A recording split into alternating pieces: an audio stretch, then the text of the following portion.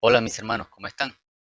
El día de hoy vamos a compartir la historia de una persona que su historia se encuentra escrita en el libro de los Hechos de los Apóstoles. Libro que fue escrito o le atribuyen su autoría a Lucas. Alrededor del año 62 fue escrito este libro. Y el tema central o el tema que nos tiene es la obra del Espíritu Santo en la historia temprana del cristianismo. Encontramos también aquí algunas palabras como Jesús, Espíritu, resurrección, apóstol, iglesia. Pero sin ánimo de ofender, yo le agregaría una palabra más, la cual sería siervo. Para esto, vayamos al libro de los Hechos de los Apóstoles, capítulo 6. Tendremos como apoyo el capítulo 7 y el 8, lo cual haremos referencia más adelante. Pero nos enfocaremos en el 6.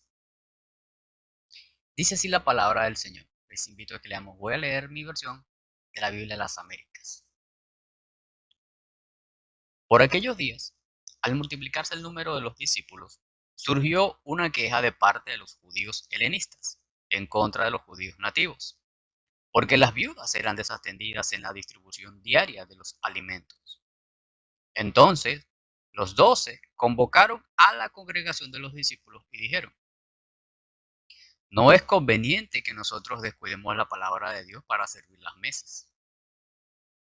Por tanto, hermanos, escoged de entre vosotros a 7 varones de buena reputación, llenos del Espíritu Santo y de sabiduría, a quienes podamos encargar esta tarea.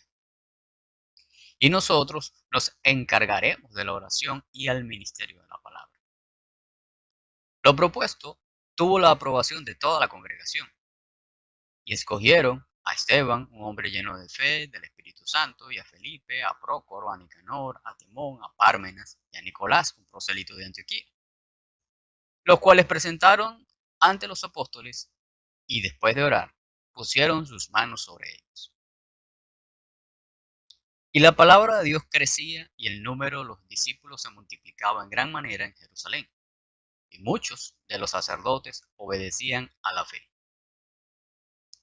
Esteban, lleno de gracia y de poder, hacía grandes prodigios y señales entre el pueblo.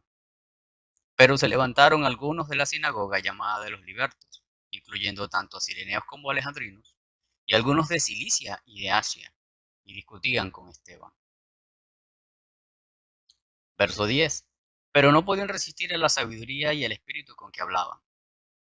Entonces, en secreto, persuadieron a algunos hombres para que dijeran: le hemos oído hablar palabras blasfemas contra Moisés y contra Dios. Y alborotaron al pueblo y a los ancianos y a los escribas, y cayendo sobre él, lo arrebataron y lo trajeron en presencia del concilio. Y presentaron testigos falsos que dijeron: este hombre continuamente habla en contra de este lugar santo y de la ley. Porque le hemos oído decir que este Nazareno Jesús destruirá este lugar y cambiará las tradiciones que a Moisés nos legó. Al fijar la mirada en él, todos los que estaban sentados en el concilio vieron su rostro como el de un ángel. Hoy conversaremos o les hablaré sobre la historia de nuestro hermano Esteban. Su nombre en griego Estéfanos, el cual traducido es corona. Esteban se destaca como sobresaliente en fe, gracia y sabiduría, tal como está escrito en el capítulo 6, versículos 5, 8 y 10. Y se había ganado gran influencia entre la gente. Él encontró el tiempo para hacer el trabajo especial que se le había asignado, ya que en él había el don de orar y predicar el evangelio. Veamos el versículo 10 del capítulo 6, una vez más. Pero no podían resistir a la sabiduría y el espíritu con que hablaba. Esto nos demuestra el compromiso que adquirimos al ser llamados a la obra. Sí, compromiso. Como dice la carta a los Efesios, capítulo 2, versículo 10. Leamos. Porque somos hechura suya, creados en Cristo Jesús para hacer buenas obras, las cuales Dios preparó de antemano para que anduviésemos en ellas. Imagínense. Dios preparó de antemano las obras para que anduviésemos en ellas. Y aún más, somos hechura suya. O sea que no tenemos opción al decir no a este compromiso. Por medio de esto, Esteban es reconocido como uno de los primeros diáconos. Palabra griega también que traducida significa siervo. Al realizar la tarea o la obra en el templo, enseñar, ayudar a las viudas, él despertó celos y envidia al punto de que no aceptaban lo que él enseñaba y discutían con él y le levantaron falsos testigos para poder arremeter en contra de él. ¿Qué harías si esto te sucede? ¿Te rindes? ¿Corres para huir? La palabra es muy clara. Vayamos a 1 de Pedro capítulo 4, versículos 14 y 16. Dice así el versículo 14. Si sois vituperados por el nombre de Cristo, dichosos sois, pues el Espíritu de gloria y de Dios reposa sobre vosotros. Ciertamente, por ellos es blasfemado, pero por vosotros es glorificado.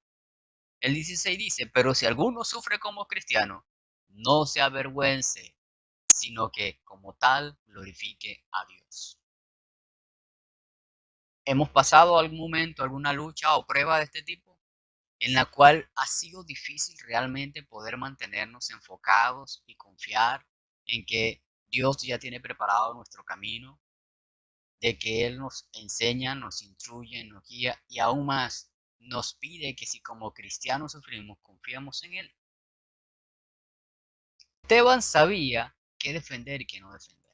Veamos el versículo 15 del capítulo 6. Y al fijar la mirada en él, todos los que estaban en el concilio vieron su rostro como el de un ángel.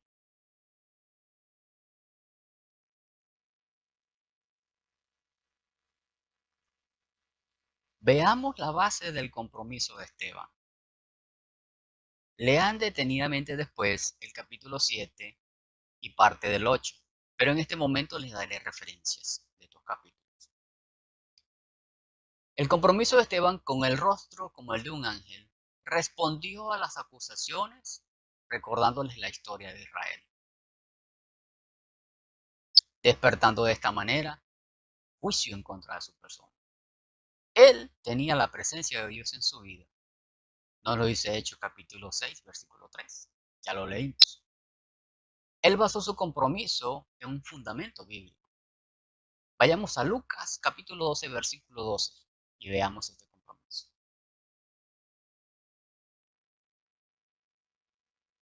Dice Lucas 12, 12. Porque el Espíritu Santo en esa misma hora os enseñará lo que debáis decir. Entonces, en Hechos capítulo 7, versículo 2 al 38, vemos cómo al recordarle lo que Dios hizo a Israel, de esta manera él vio el error en la forma de pensar o en la manera de pensar de sus antepasados. Nos lo dice en el mismo Hechos capítulo 7, versículo 39 al 41. Con esto, él descubrió la resistencia de los líderes religiosos. Y al relatar la historia, los judíos vieron esto como un ataque. Y digamos que como un ataque a los judíos por haber continuado con la tradición de sus padres y haber dado muerte al Mesías, despertó la furia del concilio en contra de su persona. Está escrito, Hechos 7, 51 al 53. Has llegado a tal punto de tu llamado, de tu servicio, de tu persona, como individuo, como individuo. No me refiero como grupo de iglesia o congregación, sino como individuo. ¿Has llegado alguna vez en tu vida a este punto? ¿Dios no te ha concedido esa oportunidad? El compromiso que Esteban demostraba se ve muy claro.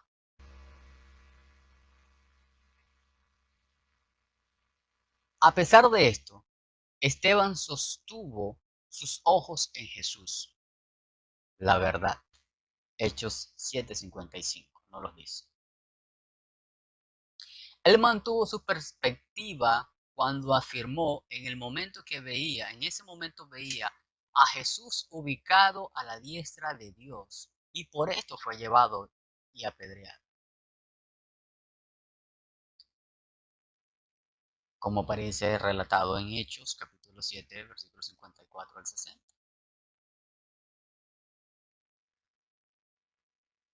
Con el ejemplo de Esteban, podemos observar que el compromiso empieza en el corazón. A la luz de esta enseñanza, veamos en qué está comprometido nuestros corazones.